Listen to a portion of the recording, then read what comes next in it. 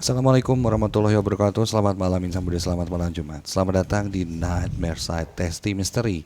Dan malam hari ini spesial di tanggal 24 Maret 2022 kita juga memperingati sebagai Hari Bandung Lautan Api. Dan spesial di Nightmare Side Testy Mystery malam hari ini kita akan mengundang satu komunitas yang memang kalau misalnya ngomongin Bandung, dengan komunitas ini sudah tidak asing lagi dengan sejarah-sejarah kota Bandung. Nanti kita bakal ngobrol-ngobrol. Sebelum itu jangan lupa subscribe YouTube channel Adi Radio, nyalakan lonceng notifikasinya, share, like, dan komen jika kamu suka video ini. Dan ingat, jangan pernah nonton Nightmare Side Testy Mystery ini sendirian. Dan malam hari ini di Ardan Radio Nightmare Side Testy Mystery di masa kedatangan ada Kang Alex dan Teh Rani dari komunitas Alit. Apa kabar? Selamat malam. Ya, baik. Selamat malam. Aduh, sedang banget ya. Tadi sebelum masuk ke studio kita sempat ngobrol-ngobrol banyak lah ya seputaran sejarah-sejarah kota Bandung yang menarik banget dengan bangunan Bandung yang penuh dengan heritage-nya, peninggalan-peninggalan zaman dulu. Pasti banyak cerita-cerita di balik semua itu. Ya. Dan yang menarik hari ini yang mau kita bahas, karena kebetulan ini adalah peringatan Hari Bandung Lautan Api, mungkin tentang cerita Bandung Lautan Api sendiri nih Kang. Ya. Oke. Nah sebenarnya nih mungkin banyak orang yang tinggal googling aja gitu ya, cari Bandung Lautan Api kayak gimana ceritanya. Bahkan Halo Bandung pun kalau zaman dulu setiap ada peringatan Bandung Lautan Api selalu dinyanyiin nih kalau upacara ya kan, lagu wajib nasionalnya. Tapi sebenarnya mungkin ada fakta-fakta menarik yang belum orang tahu nih tentang misteri Bandung Lautan Api ini. Ya. Tepat di malam ini gitu ya. Bandung tuh dibakar gitu. Bangunan-bangunan pentingnya kemudian sebagian diledakkan, kemudian terbakar dan penduduknya mengungsi keluar kota. Kurang lebih sesuai dengan ultimatum dari Inggris tuh. Mereka harus keluar 11 kilometer ke arah selatan. Jadi batas selatan yang paling bisa terlihat tuh gitu. Batas alam yaitu Sungai Citarum. Jadi setelah melewati Sungai Citarum berarti udah bisa dianggap memenuhi ultimatum dari Inggris itu. Oke. Sebenarnya apa yang dinamakan Bandung Lautan Api yang kita kenal dan diperingati setiap tanggal 24 Maret ya. Itu tuh rangkaian dari peristiwa-peristiwa yang bermula dari proklamasi kemerdekaan Republik Indonesia tahun 17 Agustus 45 tahun 1945. Jadi akhirnya berbuntut panjang sampai Bandung Lautan Api. Puncaknya ketika Bandung kemudian diputuskan untuk dibakar dan penduduknya mengungsi. Oke. Saat itu saya juga sempat dengar kayak ada flyer selebaran yang memang disebar gitu untuk warga Bandung sendiri untuk pindah ya. 11 km ke arah Bandung Selatan. Ke selatan. Oke. Nah saat itu tujuannya apa sih sebenarnya Kang? Jadi gini. Jadi itu tuh sebenarnya ultimatum yang kedua dari pihak Inggris. Pihak Inggris tuh sebagai pemenang Perang Dunia Kedua, mereka datang masuk ke Indonesia atau dulunya dikenal sebagai Hindia Belanda untuk melucuti tentara Jepang dan memulangkan mereka gitu. Kemudian untuk membebaskan tahanan-tahanan di kamp internan Jepang dan kemudian memulangkan mereka juga dan memelihara keamanan dan ketertiban. Nah tugas ini tuh kemudian karena pihak Inggris tuh atau sekutu tuh punya perjanjian khusus dengan pemerintah kerajaan Belanda yang ketika itu diasingkan di Inggris untuk kemudian menyerahkan kembali daerah-daerah kekuasaannya termasuk negeri Belanda sendiri, Hindia Belanda, Suriname ke pihak Belanda. Jadi di situ kemudian ikut pula pasukan apa yang disebut sebagai NICA. Netherlands Indies Civil Administration. Gitu. Itu mungkin ya akhirnya terkenal agresi militer Belanda juga ya. Itu jauh sebelumnya kan. Sebelum. Oke. Jadi ini tuh puncak dari kekosongan kekuasaan setelah Jepang kalah Perang dunia. menyerah ya.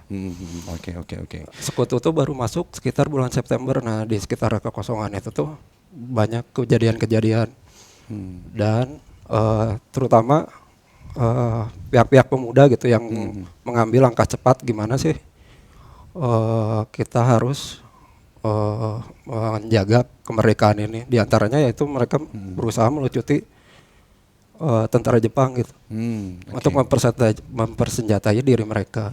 Padahal pihak Jepang punya perjanjian sendiri dengan pihak Inggris. Dengan Nah sekutu, itu yang kemudian yang menimbulkan percekcokan dan pihak Inggris mengeluarkan Ultimatum. 2 ultimatum sebenarnya. Yang flyer itu benar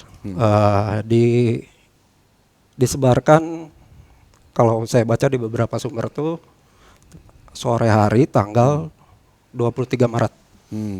Oke. Diumumkan juga di lewat siaran radio bahwa yaitu tuntutannya. Tapi sebenarnya ini ultimatum yang kedua. Ultimatum yang pertama tuh terjadi di akhir bulan November. Sekitar tanggal 25-27 November. Batas waktunya di tanggal 29 November. Yaitu orang pribumi yang berada di Bandung sebelah utara pindah ke selatan Bandung. Oh, tetap disuruhnya pindah ke daerah selatan. Iya, tapi di situ batas atau garis demarkasinya tuh rel kereta api yang membelah Bandung dari barat ke timur. Oke. Jadi setelah pindah di bulan November, baru kemudian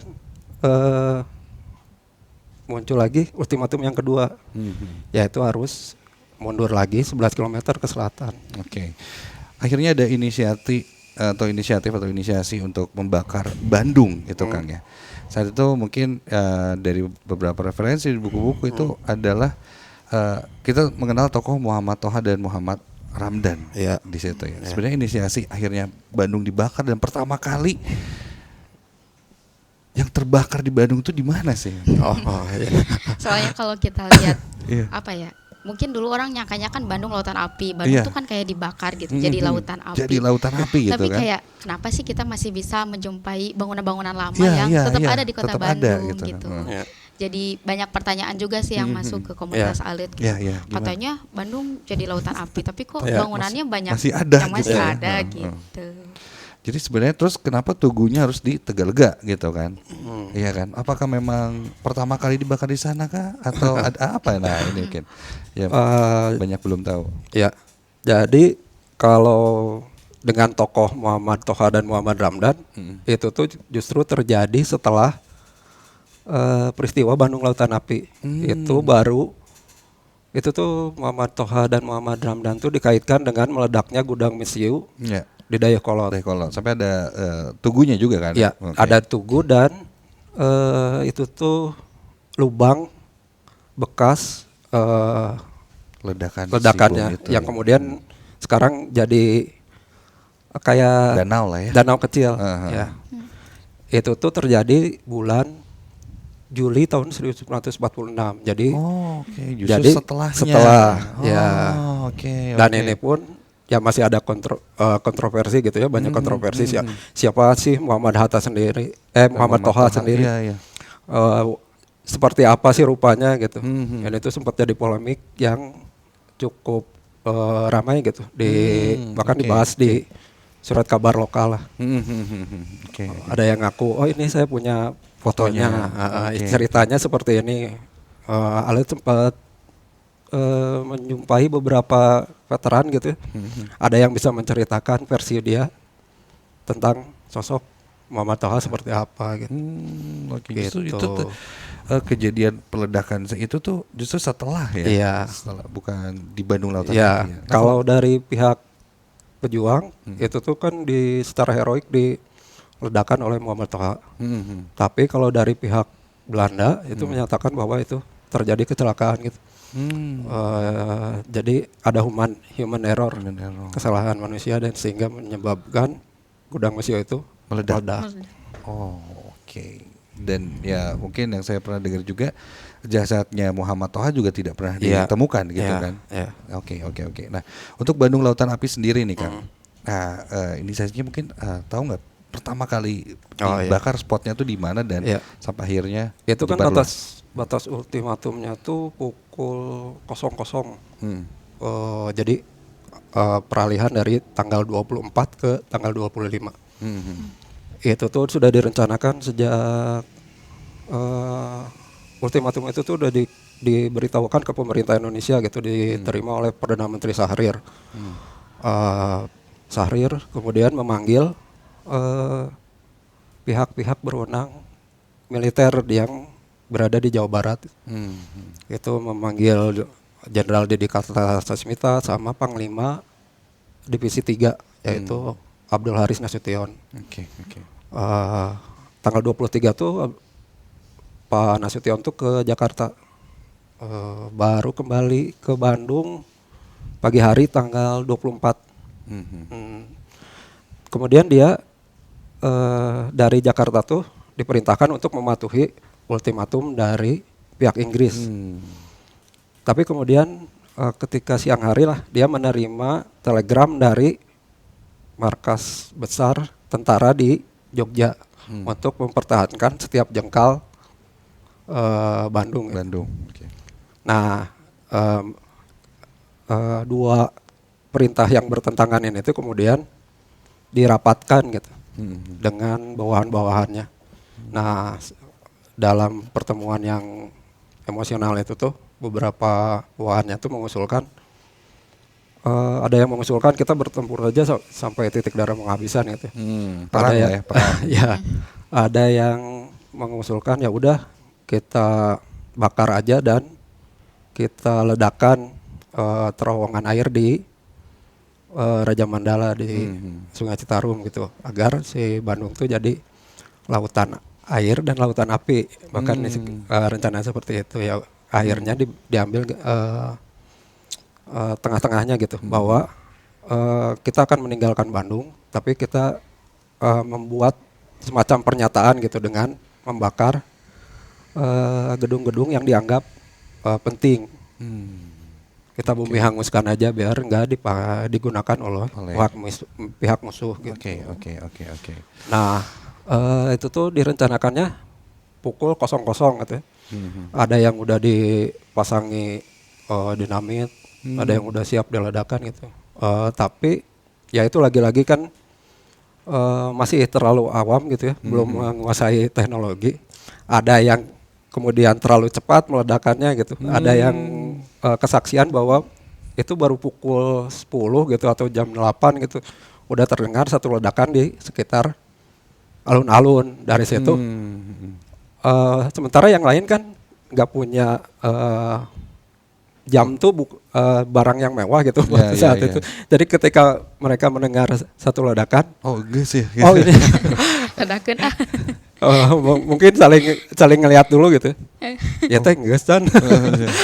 Ya udah kita ledakin aja. Jadi ya itu jadi kemudian tidak sesuai dengan rencana. Yang awalnya 00 itu. Iya, harusnya 00 ketika batas akhir ultimatum Inggris. Jadi akhirnya mulai meledak. Ya. Kalau nggak salah di belakang BRI Tower ya. Iya. Daerah alun-alunnya yang pertama kali meledak gitu ya. Dan kalau akhirnya dipilih Tegalega sebagai tempat tugu peringatannya Bandung Lautan Api, apa gara-gara itu yang paling besar terbakarnya atau gimana? Kalau sebenarnya kalau lapangan Tegalega fungsinya dari dulu memang lapangan terbuka dan dipergunakan dulu, terkenal di situ tuh untuk pacuan kuda. Untuk pelaksanaan hukuman mati di situ ada tiang gantungan juga.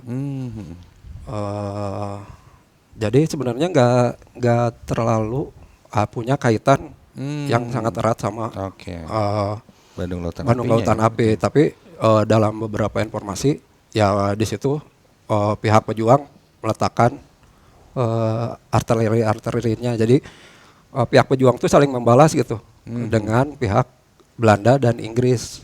Jadi mereka menyerang, membom Bandung bagian utara dari situ, atau dari sebelah utara juga, dari daerah Lembang juga. ke Bandung gitu yang dikuasai sama tentara Inggris dan Belanda gitu. Oke. Oh, gitu. jadi penyimpanan artilerinya di situ ya. Sebenarnya bukan ada tempat yang paling tinggi terbakarnya atau apa gitu. Oke. Oh, tadi kan Rani juga sempat cerita banyak yang orang yang kemudian mempertanyakan ini benar gitu. Bandung tuh dibakar. Sehingga kemudian jadi timbul sebutan Bandung Lautan Api. Kan itu lihat bangunan-bangunannya masih utuh. Ada, ya. Masih ada ya. Ya itu kembali lagi kan karena keterbatasan pengetahuan sehingga teknik peledakannya tuh belum terlalu maju gitu. Jadi ya kerusakannya ya kemudian timbul minimal. Seperti salah satu contohnya tuh gedung PLN dulu namanya GBO di itu yang Cikapundung. Iya betul itu diledakan juga tapi kerusakannya minimum. Oke. Ya yang dibakar dan habis itu ya rumah-rumah penduduk biasa karena bahan-bahannya juga bahan-bahan yang mudah terbakar kan. Iya. Kalau gedung-gedung yang permanen Belanda, dan kuat susah itu ya. Susah. Oke. Jadi secara istilah Bandung Lautan Api ini memang ada ininya ya, ada pertempurannya juga, bombardirnya, sehingga mungkin kalau terlihat dari kejauhan itu dar seperti lautan api. Iya. Itu diberikan sama jurnalis juga sebutannya. Ya, karena melihat kemudian dari kejauhan dari pegunungan perbukitan di Bandung Selatan lah.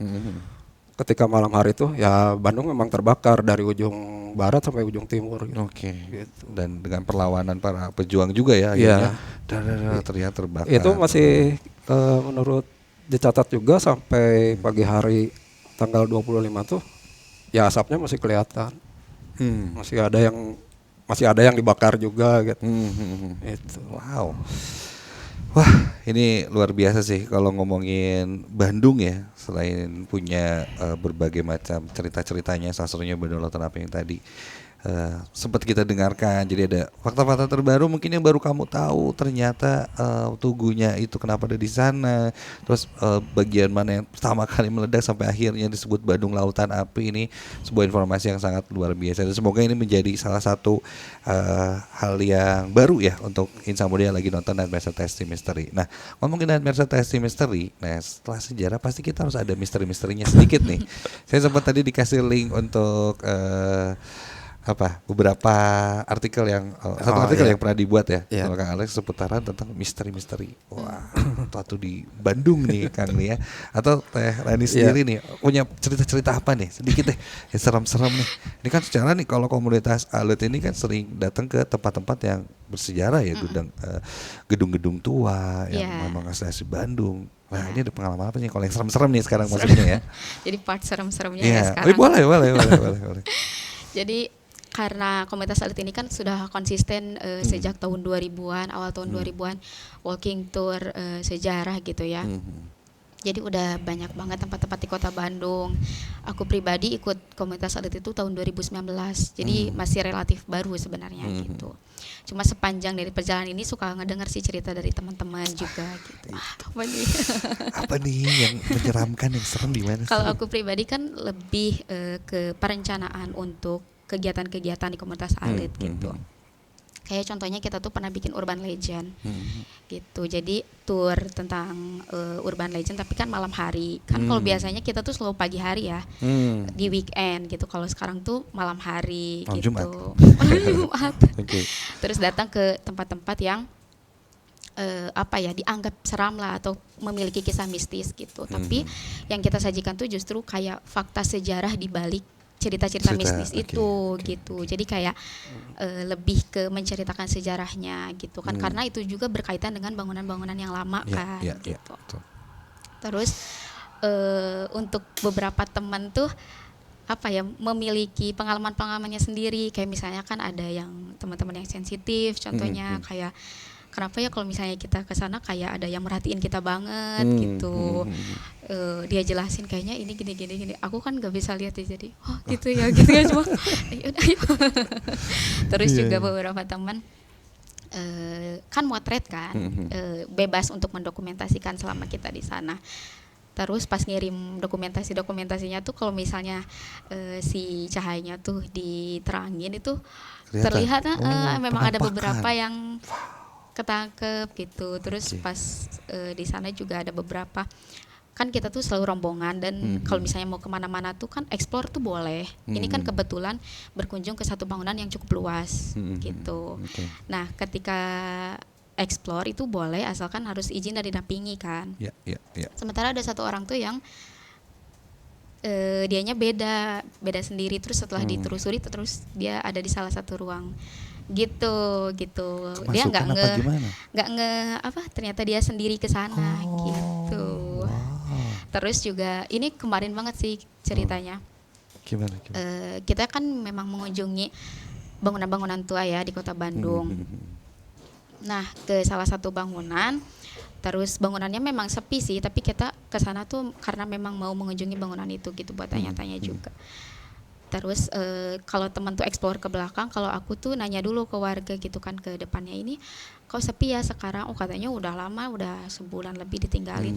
Tapi teman-teman yang lain tuh masih tahu kayak di belakang kayaknya ada kegiatan kayak ada aktivitas loh gitu. Ya, terus bawa dupa lagi katanya, kayaknya lagi ada orang gitu. Terus kayak aku kan pisah kan sama teman itu, jadi satu teman ke belakang, aku di depan. Kata aku enggak, ini rumahnya udah sebulan lebih kosong, nggak ada siapa-siapa di rumahnya. Terus kayak ya udah kita pergi aja gitu. Wow, ada kegiatan di situ ya? Iya ada kegiatan, saya nggak tahu lah. Untuk misalnya memeriksa cagar budaya atau apa, kita tuh sering banget kan mengunjungi bangunan-bangunan yang sudah lama kosong, sudah lama tidak ditinggali. Terus juga kayak ada beberapa hal yang harus kita misalnya gali sejarahnya atau apa, dan ya suka ada aja gitu, walaupun tidak sengaja dicari, tapi muncul ya, karena mungkin kalau secara mistis tuh si bangunan tuh menyimpan energi sih sebenarnya, ada residu-residu yang masih menempel di situ. Kalau misalnya di bangunan itu ada satu tangga yang memang dari zaman Belandanya dulu di situ sampai sekarang ada, itu akan lebih terasa banget gitu. Gitu. Kalau pengalaman aku pribadi ngerasa kayak gitu tuh pernah juga, kita kan sering banget ya ke makam-makam gitu, misalnya kan mendatangi tokoh-tokoh, terus juga misalnya makam-makam lama atau enggak misalnya makam-makam yang unik yang zaman dulu yang pokoknya banyak banget gitu.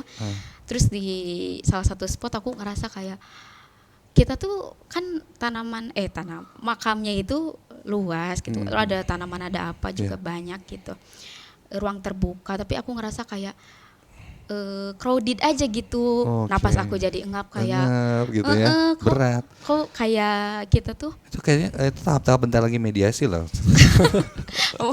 Serem banget gitu, kayak padahal kita tuh semua berjarak gitu kan. Terus kayak kenapa ya ini tuh asa sempit banget gitu ininya. Terus kayak berat, tangan tuh udah kayak ada beban apa gitu, tapi kayak udah ya aku mau pergi dulu aja dari sini.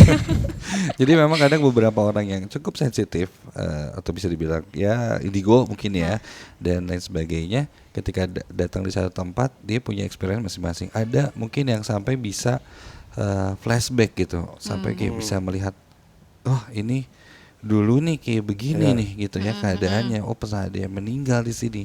Satu sosok yang tersiksa, seseorang yang dulunya penari atau apa itu banyak. Ketika saya syuting sama jurnal pun sering juga datang ke tempat-tempat yang cukup bersejarah, itu akhirnya menemukan hal-hal yang baru. Dan ini kalau saya bisa flashback gitu ya, mau ada mesin waktu nih, saya kayaknya pengen balik ke zaman dulu sih, pengen ngelihat gitu tahun dulu itu seperti apa sebenarnya.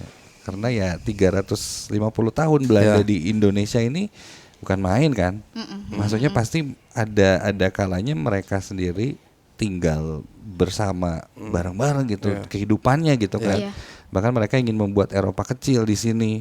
Bahkan disebut Paris Van Java, bikin Daendels bikin jalur dan lain-lain kan. Ingin memajukan saat itu tuh Bandung pengen dibuat seperti apa, dan wow, itu luar biasa. Beberapa peninggalannya masih ada di Kota Bandung sendiri sih. Oke. Untuk Alit sendiri mungkin aktif di Instagram atau YouTube, boleh dikasih tahu? Kalau kita aktif itu di Instagram, tapi kalau untuk sosial media yang lain kita punya sih, tapi nggak seaktif yang Instagram. IG-nya apa gitu. boleh dikasih tahu biar? IG-nya @komunitas_alit.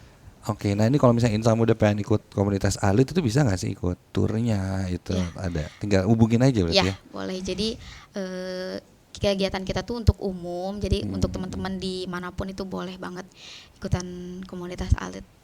Itu seru loh. Dan gratis semua. Wah, saya waktu itu juga pernah sama komunitas alit Nightmare itu syuting di Penjara Bancai.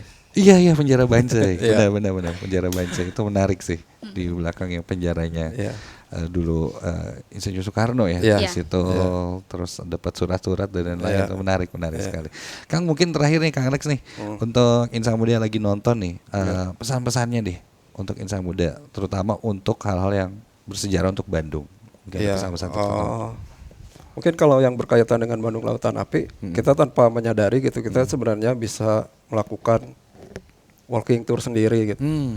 Gimana caranya gitu untuk melacak kisah-kisah yang sedikit banyak terkait dengan Bandung Lautan Api. Itu ada statu-statu yang kecil-kecil itu itu namanya itu namanya stilasi. Iya, stilasi itu. Teman-teman semua bisa mencoba merunut aja dari stilasi itu sambil melihat seperti apa sih penghargaan kita kepada sejarah gitu melalui ngelihat kondisi dari stilasinya gitu. Sebenarnya di stilasi itu sudah dilengkapi dengan peta. Kita ada di titik mana gitu. Terus dilengkapi juga dengan sedikit informasi tentang tempat itu. Kenapa tempat itu kemudian ditandai dengan stilasi atau tugu kecil itu yang di atasnya. Bunga ya? Ya, bunga Patra Komala. Patra Komala, iya. Ada berapa? Ada 10. 10 ya? Okay. Dari yang paling utara di depan The Drickler atau di seberangnya bangunan Unpad, MIPA dulu. Atau ada di depannya itu patung Beastie Boys gitu. Oh iya. Yang di belakangnya BIP ya, sebelah sana itu. Dulu masih sebutnya Beastie Boys. Orang lama nih. Orang lama ini. Aku nggak ngerti. Ada Beastie Boys gini tuh. Iya, sampai yang paling selatan tuh di depan satu gereja masih di sekitar lapangan Tegalga. Oh, oke. Itu bekas radio Nirom atau dulu ketika zaman Jepang Kosokyoku disebutnya.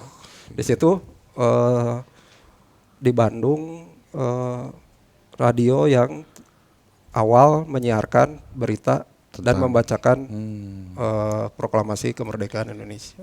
Berarti memang radio itu dari dulu sampai sekarang itu tidak pernah mati ya? Iya, ada 10 tapi ada beberapa. Ardan termasuk nggak di situ? Kebetulan nggak ada. Tapi, belum ada ya? Ya.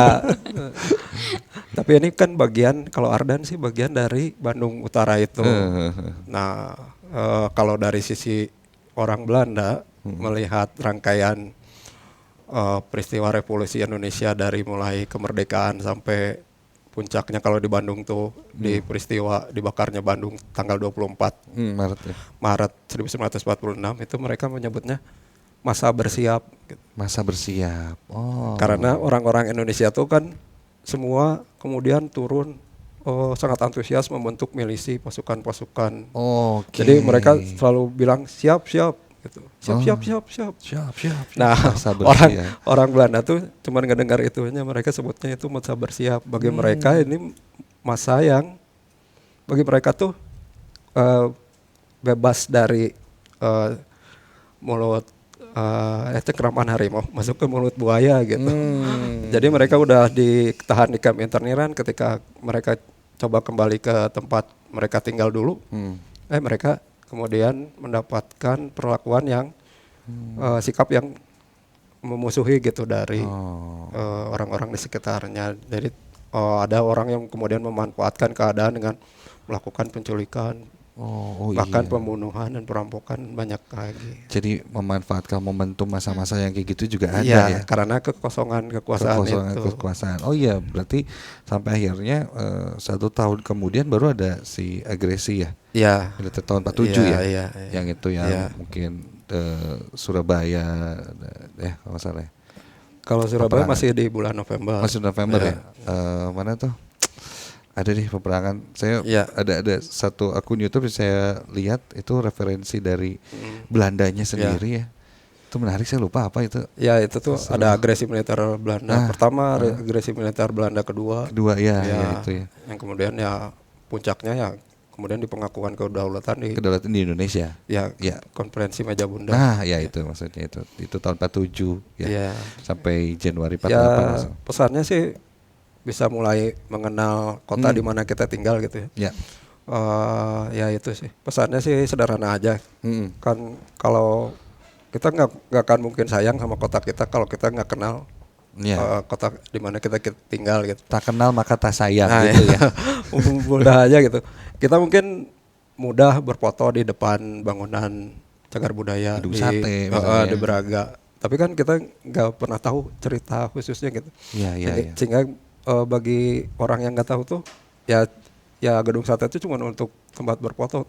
Ketika kita kita tahu Gedung Sate itu dulu tuh punya kisah yang seperti ini. Gitu. Kenapa kemudian si bangunannya harus jadi bangunan cagar budaya gitu. Betul. Nah, itu menarik sih Gedung Sate. Dan ada kisahnya juga di rangkaian Bandung Lautan Api juga itu sebenarnya. Siap. Terima kasih banyak Kang Alex. Iya, sama-sama. Teh Reni hatur nuhun pisan sudah mau berbagi pengalaman cerita-ceritanya, dan ini mungkin jadi inspirasi juga buat insan muda yang nonton Nightmare Testing Mystery malam hari ini. Terima kasih banyak. Sekali lagi selamat memperingati Hari Bandung Lautan Api buat insan muda dimanapun yang di Bandung terutama itu semakin sayang sama Bandung, semakin kenal sama Bandung. Kalau tadi pesannya kata Kang Alex, dimanapun kita, misalnya kita tinggal di daerah Ciumbulit, mungkin bolehlah kita tahu sejarahnya kenapa sih namanya Ciumbulit itu ada apa gitu ya. Kenapa Panjelekan, kenapa sih disebut Panjelekan, karena mungkin dulu tempat bersembunyinya atau gimana.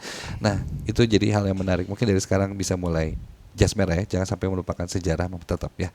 Jangan kemana-mana lagi insan muda, karena nanti kita akan ngobrol lagi sama teman-teman yang lebih luar biasa lagi. Dan pastinya jangan lupa untuk nonton terus Nightmare Testing Mystery di YouTube channelnya Adam Radio. Di Mas Tauhid. Assalamualaikum warahmatullahi wabarakatuh. Dan sekali lagi jangan sampai lupa, ingat selalu jangan pernah nonton Nightmare Testing Mystery ini sendirian. Assalamualaikum warahmatullahi wabarakatuh.